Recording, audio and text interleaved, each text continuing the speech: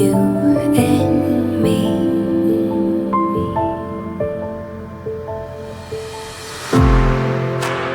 Little by little we're drowning down. Little by little the tide is rising.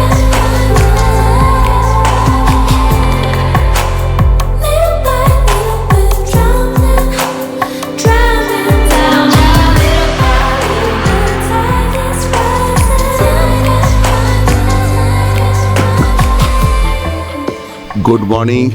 Good morning from angling হাট resort.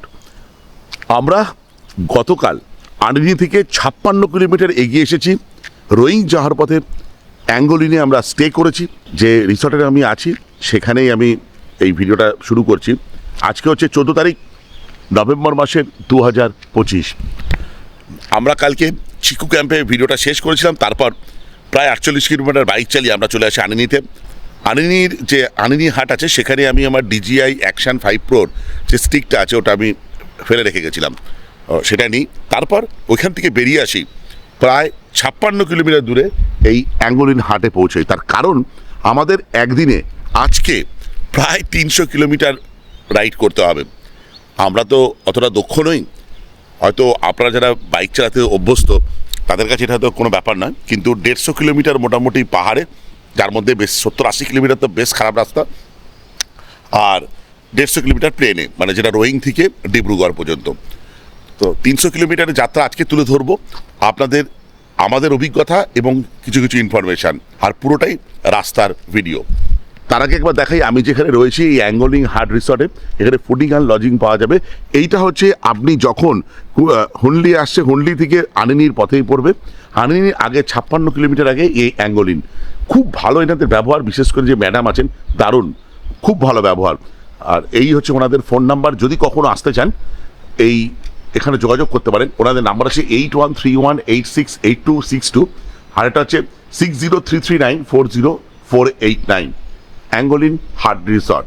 যদি কখনো দেরি হয়ে যায় আনিনি পৌঁছতে বা আনিনি থেকে এখানে আসার পথে কোনো হল্ট দরকার পড়ে, সেরকম কোনো ভালো হল্টই নেই, কোনো জায়গাই নেই। তো এইটা হচ্ছে দারুণ স্টে। একবার জাস্ট রুমটা দেখে নিন, তারপর আমি এই ভিডিওটাকে কন্টিনিউ করছি। আচ্ছা দেখুন, যদি কখনো আপনারা আনিনি আসেন, যদি রাস্তায় কোনো সমস্যা হয় বা থাকার জায়গায় যদি কোনো দরকার পড়ে, তাহলে একটা দুর্দান্ত থাকার জায়গা আমি হদিশ দিচ্ছি, সেটা হচ্ছে অ্যাঙ্গলিন হাট। তো এটা একটা রিসর্ট, তার বেশি না 2-3টে রুম আছে। তার মধ্যে একটা রুমে আমি আজকে নাইট স্টে করবো। এই রুমটা কিছুটা এরকম দেখুন, বেশ ভালো, ম্যাসিভ রুম, ম্যাসিভ বললেও কম বলা হবে, ম্যাসিভ। দুজন 4জন থাকতে পারবেন। এখানে দেখুন এরকম একটা ওয়ার্ড্রপ টাইপের আছে বা ড্রেসার টাইপের আছে, আর এখানে আছে বিভিন্ন বসার জায়গা, চার্জিং পোর্ট এখানে তো আছে। আর ওয়াশরুমটা একবার জাস্ট আপনাদের দেখাই। এই হচ্ছে ওয়াশরুম, ওয়েস্টার্ন কোমোড আছে, গিজার তো আছে, আর বেসিন আছে। বেসিন যা থাকা দরকার সব কিছুই আছে। এই রুমটা ভাড়া হচ্ছে 1500 টাকা। খুব ভালো এনাদের ব্যবহার, এত ভালো। এটা হোমস্টে, হোটেল ঠিক রিসর্ট ঠিক বললেও কম বলবে, এটা হোমস্টে টাইপের, খুব সুন্দর। এখানে থাকা খাওয়া এবং পথ চলতি মানুষ যদি থাকা খাওয়ার ব্যবস্থা ওনারা করে দেবেন। তো এটা আমার খুব পছন্দ হলো ভিডিওটা করার।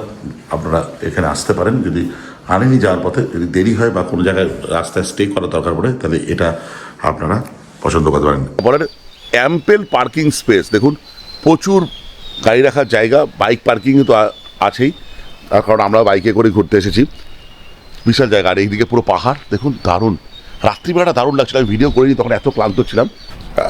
আচ্ছা, এইটা সুইমিং পুলটা বানিয়েছে, তো এই হচ্ছে সুইমিং পুল বানিয়েছে ওনারা, পাহাড়ের সুইমিং পুল, দারুণ ব্যাপার। ঠিক আছে, আর এখানে প্ল্যাটফর্ম মতন করা আছে, আর এদিকে একটা ভিউ পয়েন্ট বানিয়েছে। ম্যাডাম যা সকতে ইধার। অসাধারণ দেখুন, টপ ক্লাস, একদম টপ ক্লাস। দেখুন আমি তো জানি না, আমি ম্যাডামকে জিজ্ঞেস করলাম যে ম্যাডাম এই রিভারটার নাম কি, বলছে তানো রিভার। আমি ক্যামেরা দিয়ে ভিডিও করছি, যদি আইফোন দিয়ে করতাম তাহলে একটু জুম করে দেখাতে পারতাম। অসাধারণ, শুধু মেঘগুলো ভেসে বেড়াচ্ছে দেখুন, শুধু কি অপরূপ লাগছে, সত্যি বলে বোঝাতে পারবো না। এটা পাহাড়ের এটা কমন দৃশ্য, কিন্তু যখন এই দৃশ্য আমাদের চোখে ধরা পড়ে তা এক কথায় টপ ক্লাস হয়। অসাধারণ জায়গাটা অ্যাঙ্গলিন। আমরা আজকে বেরিয়ে যাব ডিব্রুগড়ের উদ্দেশ্যে। আবারও বলছি আজকে অনেকটা রাইড করতে হবে, বেশিরভাগটা আমি চালাবো, কিছুটা সৌপর্ণ চালাবে, ওরেই আমাদের যেতে হবে আজকে ডিব্রুগড়। রাত্রি 8টার সময় কামরূপ এক্সপ্রেস আছে আমাদের, সেখান দিয়ে বাড়ির উদ্দেশ্যে রওনা হব। এখন ঘড়িতে বাজে 5:20 মতন, অসাধারণ। আর আজকে আবার বলছি নভেম্বর মাসের 14 তারিখ 2025, এক অনন্য জায়গা। সত্যি কথা বলছি, এই অরুণাচল একটা হিডেন জেম, পুরো অরুণাচলটাই মানে এত সুন্দর জায়গা। এক একটা জায়গা প্রকৃতি এমনভাবে ধরা দিচ্ছে, আমাকে হতবাক করছে প্রতি মুহূর্তে। আমি তাওয়াং গেছিলাম বা বোমডিলা গেছিলাম, তারপর আমি দিরাং গেছিলাম, সেখানে একটু আমার মনে হচ্ছে ক্রাউড বেশি হয়ে গেছে, কিন্তু এই দিকটা ক্রাউড একদমই নেই, খুবই কম, মানে রিমোট বললে রিমোটই। যাই হোক, আমরা বেরিয়ে যাবো এবার, বেশি দেরি করবো না, কেননা যত তাড়াতাড়ি পারবো ওই মানে আমাদের মায়োদিয়া পাসটা পৌঁছতে হবে। মায়োদিয়া পাসে আগে পৌঁছতে হবে, তো আমরা দেখি 4-5 ঘন্টা লাগবে এখান থেকে যেতে। ঘড়িতে বাজে 6:17, আমরা অ্যাঙ্গোলিন হাট রিসর্টকে বাই বাই বলে আমরা এগিয়ে চলবো আজকে ডিব্রুগড়ের পথে, তারপর সেখান থেকে বাড়ির উদ্দেশ্যে রওনা। তার আগে অনেকক্ষণ বাইক চালাতে হবে, তাই তো সৌপর্ণ? প্রথম টান সৌপর্ণ, প্রথমে যেটুকু ভালো রাস্তা আছে তুই চালিয়ে নে, তারপর আমি ধরবো। কিন্তু আমার এই ইউটিউব ক্যারিয়ারে বা পরবর্তী জীবনে যেইটুকু আমি অভিজ্ঞতা সঞ্চয় করবো ইউটিউব ভ্রমণের জন্য, সারা জীবন এইটুখানি সময় কাটানো অ্যাঙ্গোলিন হাট রিসর্টের আমার অভিজ্ঞতা কোনোদিন আমি ভুলবো না। বিশেষ করে ম্যাডামের ব্যবহার দারুণ, খুব ভালো। মানে ম্যাডাম फिर से मुलाकात होगा, बहुत अच्छा लगा आपके यहाँ पर आकर, बहुत अच्छा लगा, thank you ma'am, thank you. 6:18 আমরা বেরিয়ে বললাম। আজকে আমাদের যাত্রা হচ্ছে প্রায় 300 কিলোমিটার ডিব্রুগড় পর্যন্ত। তার আগে রাস্তার সৌন্দর্য কিছুটা দেখুন। এখন সৌপর্ণ বাইক চালাচ্ছে, ঠান্ডা লাগছে, তবুও আমরা এগিয়ে চলবো। কি লাগছে! আর এই যে সৌপর্ণকে দেখুন, সৌপর্ণ বাইক চালাচ্ছে।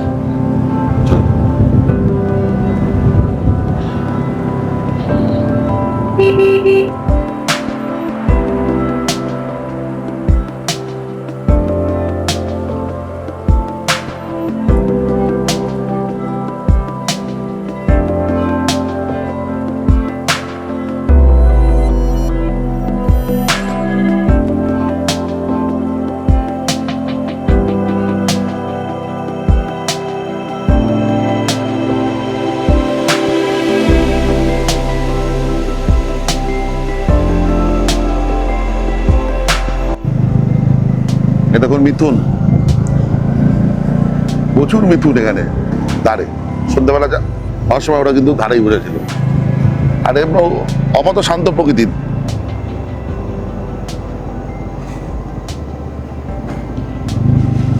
আর যেটা আমি শুনলাম এখানে একজন আমাকে বললো, মানে এই কৌশিক আমাকে বলেছে, যেটা যে মিথুন যার কাছে থাকে তারা কিন্তু খুব ধনী হয় কিন্তু, এবং অরুণাচলীদের বিয়েতে কিন্তু মিথুনের লেনদেন হয়, মানে এরকম ব্যাপারটা। পুরো মেঘে ভরে গেছে, আস্তে চালা, আস্তে চালা। মেঘ ছেয়ে গেছে, কিচ্ছু দেখা যাচ্ছে না, ভিজিবিলিটি। আমি সৌপর্ণকে বললাম আস্তে চালা।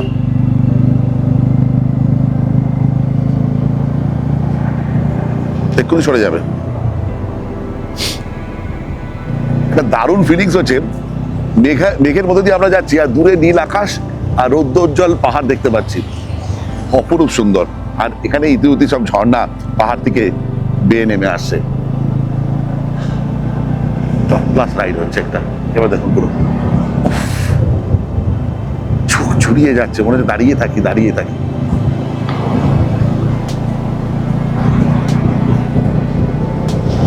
কটার সময় পৌঁছই শুধু দেখবো। 6:18 আমরা বেরিয়েছি সকালবেলা, আর ডিব্রুগড় কটায় পৌঁছই দেখবো।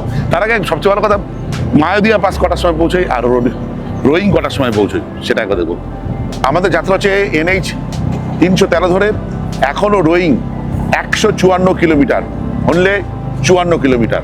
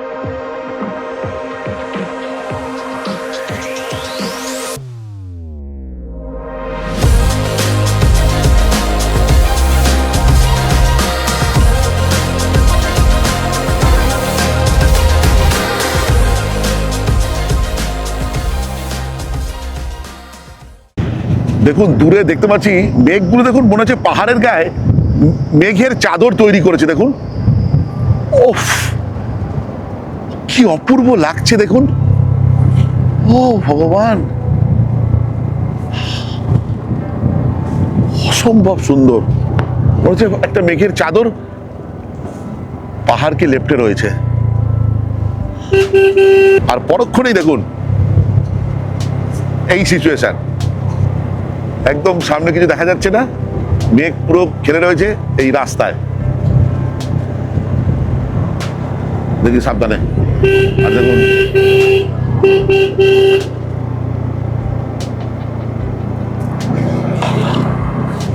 ঘড়িতে বাজে এখন 7:25। আমরা নন স্টপ এখনো রাইড করে চলেছি। রোয়িং এখনো 130 কিলোমিটার, হুনলে 49 কিলোমিটার, আর আমরা চলেছি 313 ন্যাশনাল হাইওয়ে ধরে। আমার মনে হচ্ছে খুব শীঘ্রই আমরা একটা ব্রেক নেবো। ঘড়িতে বাজে এখন প্রায় 7:40। আমরা এখন আছি কানো হোটেলে, যেটা আমরা আনিনি যখন গেছিলাম তখনও আমরা দাঁড়িয়েছিলাম। সৌপর্ণ 42 কিলোমিটারে রাইড করে ফেলেছে, তার সঙ্গে আমিও আছি। কেমন অভিজ্ঞতা বলো বাইক চালানো? দারুণ। রাস্তা তো ভালো, কিন্তু ভালো। মাঝে মাঝে একটু অফরোড আছে। যাই হোক, এবার আমি চালাবো। আমাদের এখনো রোয়িং পৌঁছতে কত কিলোমিটার? এখন 118। 118 কিলোমিটার। এবার আসল অ্যাডভেঞ্চার শুরু হবে। রাস্তা এবার খারাপ, ঠিক আছে। মায়োদিয়া পাস আর দাঁড়াবো না, এর মধ্যে আমরা হালকা একটু দাঁড়াতে পারি, কিন্তু কোনো জায়গায় বসবো না। মায়োদিয়া পাশে ইচ্ছা আছে, ওখানটা ক্যাফেতে কফি আবার পান করে। এখানে কফি পেলাম না, এখানে ব্ল্যাক টি বলেছি, এখানে নাকি মিল্ক শেষ হয়ে গেছে। এখানে এক কাপ চা পান করে নি। দারুণ, মানে চাটা খুব ভালো, দারুণ জায়গাটা। ব্রিজটা পেরিয়েই ঠিক আছে কানো হোটেল। রাস্তায় সেরকম ভালো খাওয়া দাওয়ার হোটেল নেই, এখানে আপনি খেতে পারেন, কোনো অসুবিধা নেই। আর আরেকটা জায়গা খেতে পারেন যেখানে আমি দাঁড়িয়েছিলাম, সেটা হচ্ছে এখান থেকে 42 কিলোমিটার দূর, সেটা না আরো ভালো। একদম 8:03 আমাদের যাত্রা শুরু করলাম। আবারও কানো ভিলেজ থেকে, আমরা ছিলাম কানো ভিলেজে। এবার কিন্তু কানো ভিলেজের পর থেকে রাস্তা খারাপ হতে শুরু করবে, একদম মায়োদিয়া পাস পর্যন্ত। মানে ভালো হালকা হালকা, খারাপই বেশি বেশি একদম। আর মায়োদিয়া পাস এখান থেকে 64 কিলোমিটার, রোয়িং 118 কিলোমিটার মতন।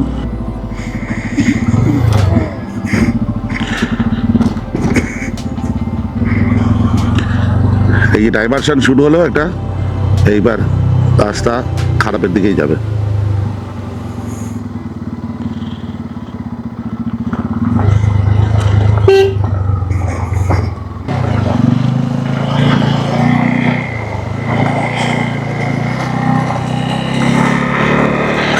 ও বাপরে, হাতটা ব্যথা হয়ে গেল। রাস্তা পুরো স্টোন চিপ ফেলে রেখে দিয়েছে। ও ভগবান, আমি পুরোটা ভিডিও করিনি। একটা ইনফরমেশন দেওয়ার ছিল, সেটা হচ্ছে আমি যেখানে ছিলাম সেখানে কিন্তু এয়ারটেলের কানেকশন একদম ঠিকঠাক ছিল এবং নেটও করা যাচ্ছিল। বিএসএনএল বা জিওর কোনো নামও নিশানি নেই। ইভেন এই কানোতে দাঁড়িয়েছিলাম, সেখানেও কিন্তু এয়ারটেল ছিল, এয়ারটেলের নেট হচ্ছিল। আর সকালবেলা যখন আমি বেরিয়েছিলাম হচ্ছে রিসর্ট থেকে, সেখানে তখন টেম্পারেচার দেখিয়েছিল ওই 12 ডিগ্রি মতন। আমি বলতে ভুলে গেছি একদম।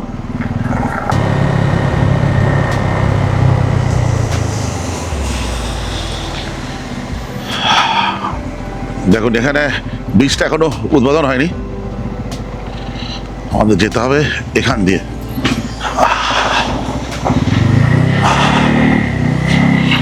জল পড়ছে, জলে জল একদম ভিজতে পারে আমাদের জুতো।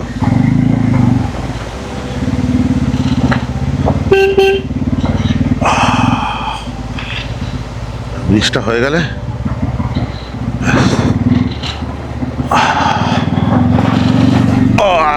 ভাই sub,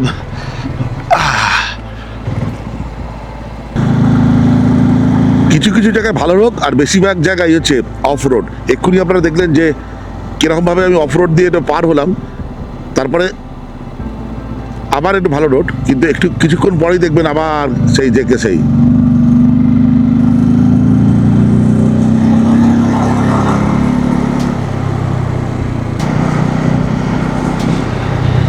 Sitapur 127 kilometre, Roing 108 kilometre, Hunli 21 kilometre.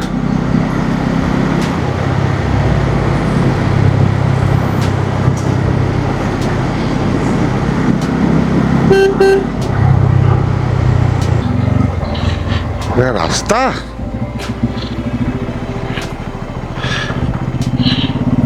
কথা কি বলবো,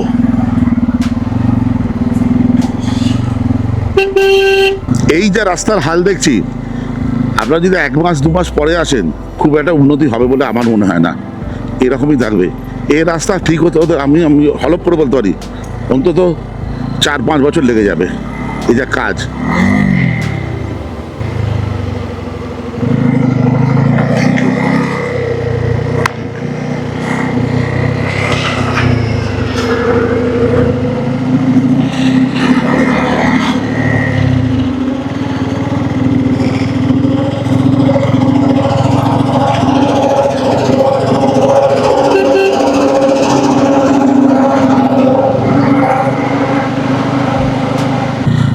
ঘড়িতে এখনো 9:20 বাজে, আমাদের এখনো মায়াদিয়া পাস যেতে 41 কিলোমিটার, আর যেটা হুনলি আছে এখান থেকে 9 কিলোমিটার, এই যে জায়গাতে আমি এখন বাইক চালাচ্ছি। এবার কথা হচ্ছে রাস্তা কিন্তু বন্ধ হয়ে যায় 11টা 11:30 দিকে। আমাদের যেটা করতে হবে, তারা ওই যেখানে বন্ধ করে দেয় সেটা পার করতে হবে, সেটাই হুনলি ঠিক পরে বা এই দিক দিয়ে গেলে আনিনি থেকে যখন আমি রোয়িং যাচ্ছি হুনলির একটু আগে। আবার একটা জায়গায় এসে দাঁড়িয়ে পড়েছি, তার কারণ ওদিক দিয়ে দুটো লরি আসছে আর এই গাড়িটা এগিয়ে গেছে। এখানে জায়গা ছিল, ও কিন্তু হর্ন দিচ্ছিল লরিটা, ও পাকা মেরে এগিয়ে গেছে। আরে পাউডার মাখতে হবে রে।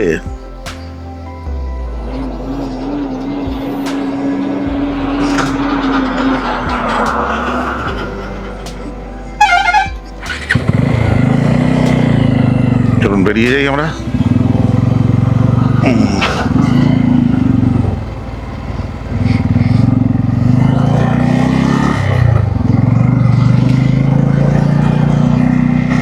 আবার দেখুন সভ্যটাকে নামিয়ে দিলাম, তাহলে তুই হেঁটে হেঁটে যা। দেখুন কি অবস্থা, একে রেখেছে গিয়ারটা।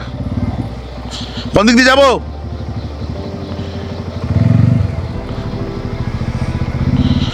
আচ্ছা সভ্য যাচ্ছে বলছে, এদিক দিয়ে যাই।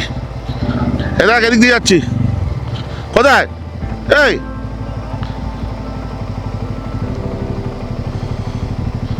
নাকি তোর রাস্তা দিয়ে যাবো?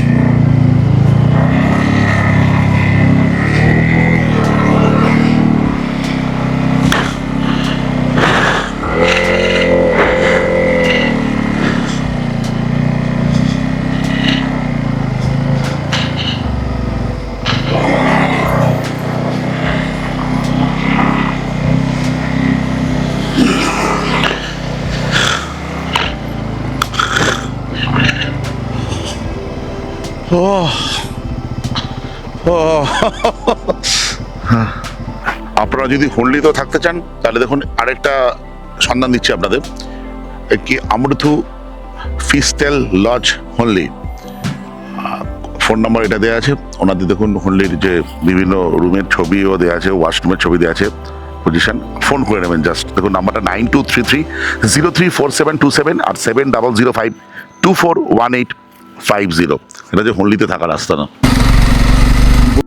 জায়গা পেলাম না হুনলিতে। আমি ইনফরমেশনটা দিয়েই বেরিয়ে পড়লাম, অনেক ট্রাক চলে এসেছিল।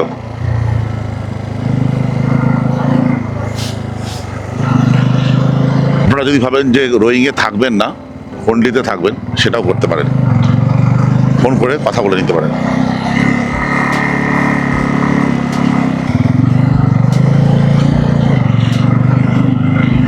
ঘড়িতে এখন বাজে 10:05, আমরা হুনলি ক্রস করছি। আমরা বেরিয়েছি 6:18 না 6:20-তে।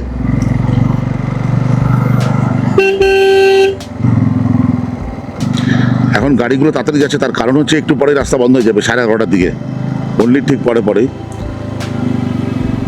আপনারা আপনারা যখন আসবেন আনিনি যাওয়ার জন্য বা আনিনি থেকে যখন ফেরত যাবেন এই টাইমিংটা কিন্তু খেয়াল রাখবেন। যদি ড্রাইভারের সঙ্গে আসেন সে তো ড্রাইভার নিজেই খেয়াল রাখবেন, যদি আপনারা সেলফ ড্রাইভ করে আসেন এই টাইমিংটা খেয়াল রাখবেন। 11টা থেকে 11:30 হলে আপনাকে ক্রস করতেই হবে।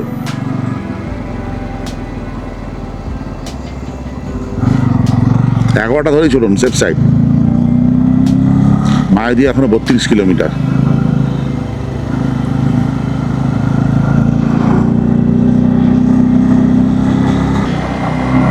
দেখুন এই রাস্তাটা কিন্নরের মতো লাগছে না?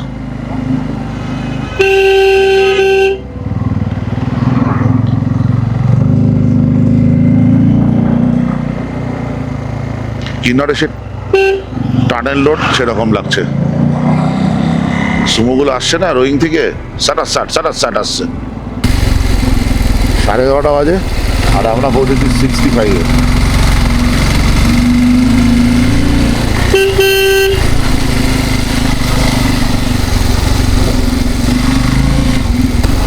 এই 65 তো বিভিন্ন খাওয়া দাওয়ার দোকান আছে।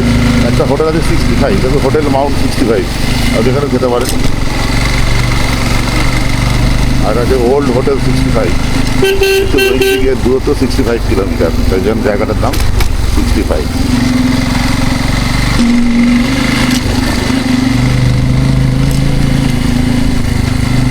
দশটা 52 পৌঁছানোর কথা ছিল, 1 ঘন্টা লেটে আমরা পৌঁছলাম। 11টা 52 মায়াদিয়া পাশে প্রায় পৌঁছে গেছি। এখনো পৌঁছে 1 কিলোমিটার বাকি দেখাচ্ছে। অবশেষে 8,711 ফুট মায়াদিয়া পাশে ওয়েস্ট বেঙ্গলের গাড়ি।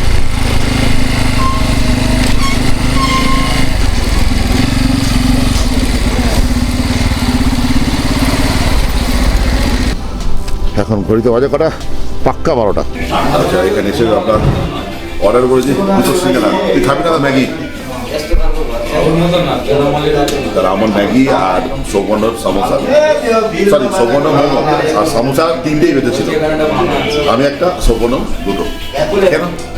মায়াদিয়া পাশে মায়াদিয়া ক্যাফেকে টাটা করে এগিয়ে চললাম রোয়িংয়ের পথে। এই মায়াদিয়া পাস থেকে রোয়িং 56 কিলোমিটার। তুলনামূলকভাবে রাস্তা এবার অনেকটা ভালো। দেখা যাক, আমাদের লক্ষ্য যে 3টের মধ্যে রোয়িংয়ে পৌঁছানো। আর একটা সুখবর হচ্ছে আমাদের কামরূপ এক্সপ্রেসের টিকিট যেটা আরএসি ছিল সেটা কনফার্ম হয়ে গেছে। কনফার্ম তো ছিলই, মানে প্রত্যেকে আলাদা আলাদা বাথ অ্যালট হয়ে গেছে। ঘড়ি দেওয়া যায় 1:15, রোয়িং এখনো 44 কিলোমিটার বাকি। কি পরিমাণ কুয়াশা দেখতে পারলেন? বাপরে বাপ, কতটা নিচে নেমে এসেছি তাও। আবার পরিষ্কার হয়ে গেল আর সূর্যি মামা দেখাও পেয়ে গেলাম। ঘড়িতে 2:20, এখনো রোয়িং প্রায় 16 কিলোমিটার।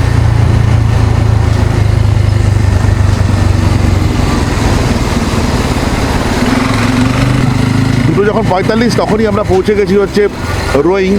এবার গাড়িতে একটু জল মেরে নেবো সম্ভব হলে, কিন্তু এখানে আমার কারেন্ট নেই, দেখা যাক কী হয়। তারপরে আবার যাত্রা শুরু হবে ডিব্রুগড়ের উদ্দেশ্যে। ঘড়িতে বাজে 3:18, আমরা বেরিয়ে যাচ্ছি রোয়িং থেকে। আজ চলবে ডিব্রুগড় পর্যন্ত। সেই সকাল 6:18 বেরিয়েছিলাম আমরা অ্যাঙ্গলিং থেকে। আবার যদি কোনোদিন সুযোগ হয় আবার আসবো। Thank you.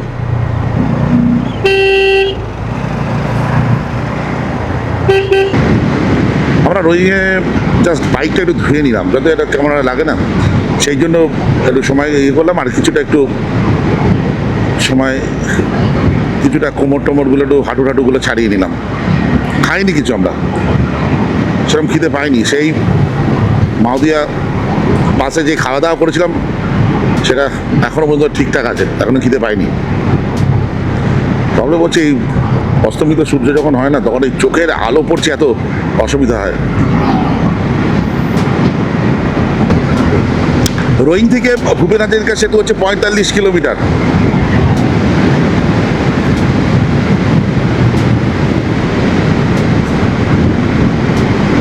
আমাদের আর তেল ভরার দরকার পড়েনি। আমরা আনিনিতে আগের দিনকে যা তেল ভরেছিলাম তাতেই চলছে। আমার তো মনে হয় তেল কিছুটা বেঁচেও যাবে, অনেকটা বেঁচে যেতে পারে।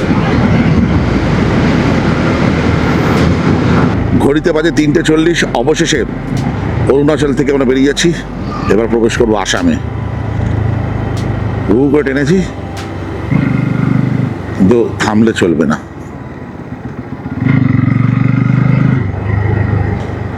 পুরো 4টে বাজে আমরা বেরিয়ে যাচ্ছি চাপাকুয়া থেকে। এখনো ডিব্রুগড়, যেখানে আমরা বাইক দেবো, 125 কিলোমিটার। রাত্রির 8টায় আমাদের ট্রেন আছে, কামরূপ এক্সপ্রেস, ডিব্রুগড় স্টেশন থেকে।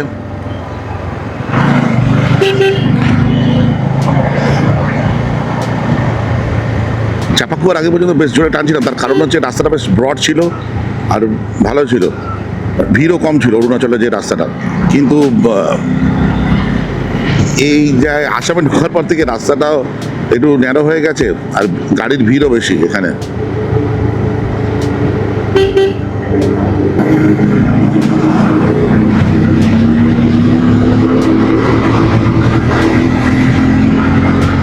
ঘড়িতে বাজে 4:07। আমি সৌপর্ণকে দিলাম গাড়িটা চালাতে, তার কারণ ওর একটা জীবনে মেমোরি হিসেবে থাকুক যে ভূপেন হাজারিকা সেতুর উপর দিয়ে ও বাইক চালিয়েছিল। কিছু কিছু অভিজ্ঞতা সারা জীবনে ভোলার নয়, আর কিছু কিছু মুহূর্ত জীবনে খুব কমই আসে। ভগবান করুক যেন এরকম মুহূর্ত জীবনে আরও আসুক। আমরা এখন যাচ্ছি টুকানি গাঁও বলে একটা জায়গা দিয়ে। একটু আসতে একটু দেরি আছে। আকাশটা কি সুন্দর লাগছে দেখুন। অনেক সময় বাইক চালাতে চালাতে আমি কথা বলতে পারি না, তার কারণ আমি তো অত প্রশিক্ষিত মোটর ব্লগার নই। হয়তো আপনাদের একটু বোরিংও লাগতে পারে, কিন্তু পাশে থাকবেন, প্রচেষ্টা করছি, ব্যাস এইটুখানি, কিছু না। ভালো লাগলে লাইক দেবেন, আপনি কমেন্ট করবেন, ভালো লাগুক বা ভুল খারাপ লাগুক কমেন্ট করবেন। ঘড়িতে এখন 4:15। আমরা আছি ভূপেন হাজারিকা সেতুতে, আর বাইক চালাচ্ছে সৌপর্ণ। চলুন, লেটস এনজয়।